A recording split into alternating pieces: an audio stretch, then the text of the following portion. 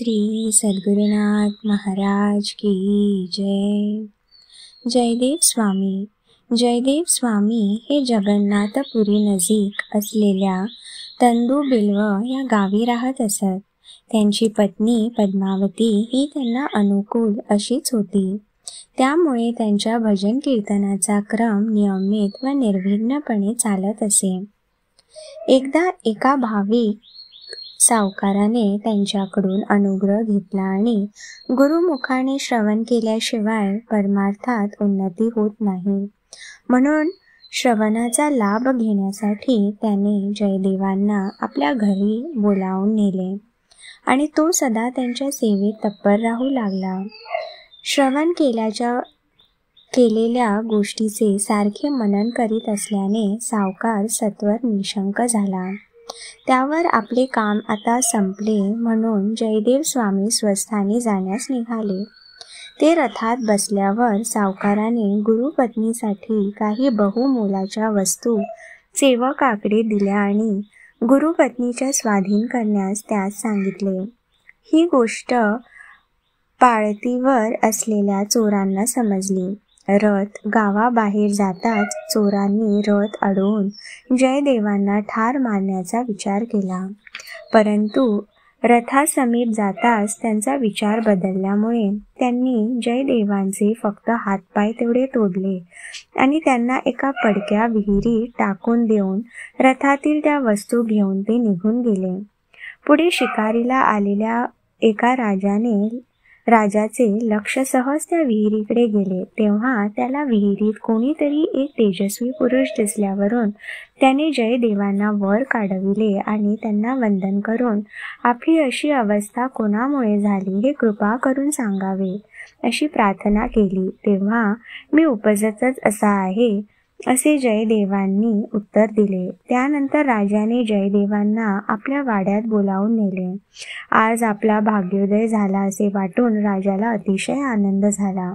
राजाने त्यांना कनकासनी बसवून त्यांची यथासांग पूजा केली आणि स्वतःसाठी सेवा मागितली. तेव्हा जयदेव स्वामींनी बावा, वैरागी, संन्यासी, साधू हे सर्व मद्रूप समजून त्यांना तो भोजन देत जा असे सांगितले. गुरु आज्ञेप्रमाणे राजा संत सेवाव्रत चालवू लागला. राजाची कीर्ती दूरवर गेल्यामुळे दिवसेंदिवस अतिथीची संख्या वाढत चालली. एके दिवशी जयदेव स्वामींचे हातपाय ज्यांनी तोडले ते चोर साधूच्या वेशाने राजद्वारी आले.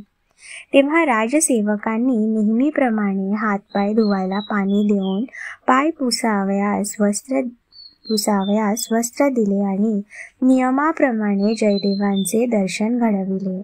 जयदेवांना पाहताच चोरांच्या छातीत धडकीच भरली.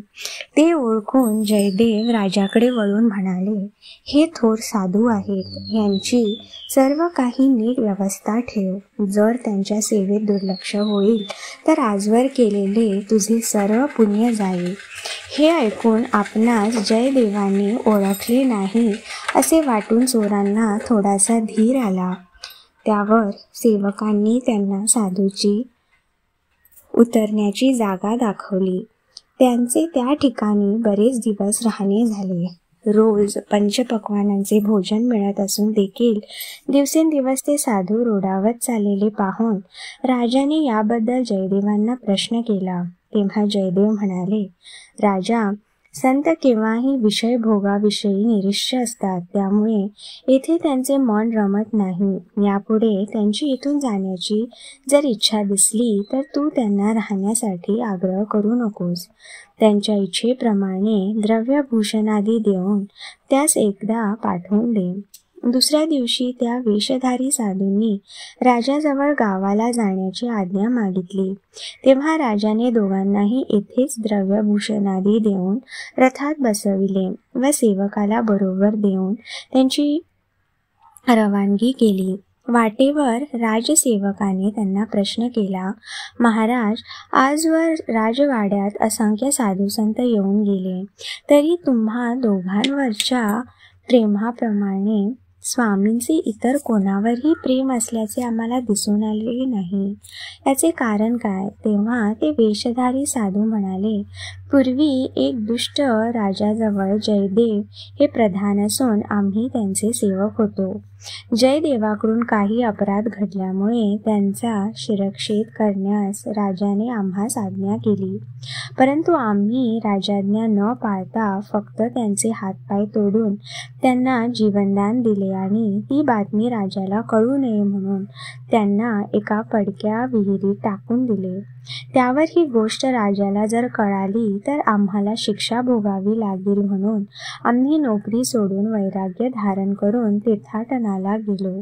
अनेक तीर्थक्षेत्रे फिरत शेवटी तुमच्या नगरात आलो. इतक्याच राजाची कीर्ती कानावर आली म्हणून राजवाड्यात आमचे येणे झाले. आम्हाला पाहिल्याबरोबर त्यांना मागील उपकाराची आठवण झाली. त्यामुळे त्यांनी राजास आमची योग्य प्रकारे बडदास्त ठेवण्याबद्दल आज्ञा दिली. हे त्या चोरांचे असत्य भाषण ऐकताच पृथ्वी माता थरथर कापू लागली. तोच सेवकाने खाली उडी टाकली. त्या क्षणी पृथ्वी मातेने त्या चोरांना रथासह आपल्या पोटात घेतले. निरपराधी सेवक मात्र बचावला. सेवकाकडून हे वर्तमान राजाला कळाल्यावर दोघे थोर पुरुष जगातून नाहीसे झाले. याबद्दल राजाला अत्यंत वाईट वाटले.